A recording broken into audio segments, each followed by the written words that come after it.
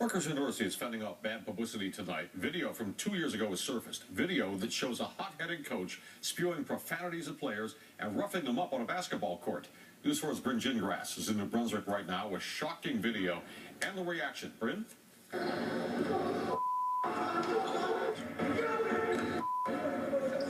Rutgers coach Mike Rice is known for having a temper during games, but it's coaching tactics like these in practice that are now making the public cry foul. Definitely we were aware that things were intense, but once you see the video, it sort of triggers, a little bit more reality that practices really were far beyond the intensity that I thought they were.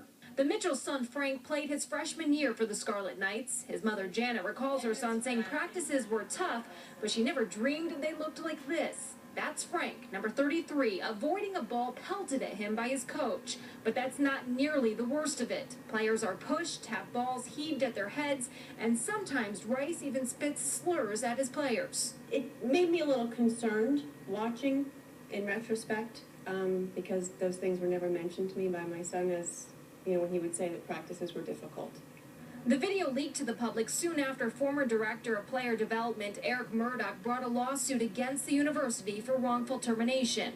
It created a firestorm of reaction from players like LeBron James, who wrote, "If my son played for a coach like that, he would have some real explaining to do." Also, New Jersey Governor Chris Christie weighed in.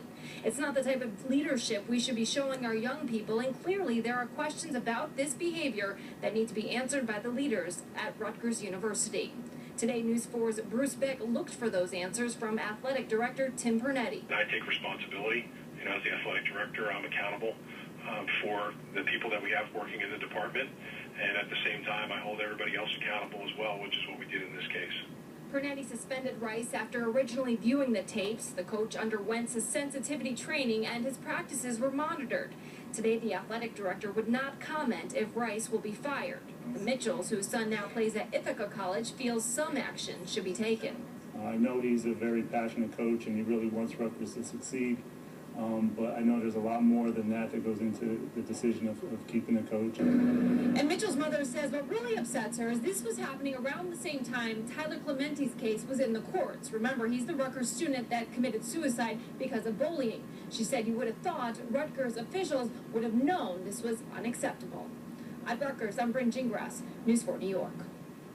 And late tonight, several New Jersey lawmakers added their names to the list of people calling for Rice to be fired. Veterinarian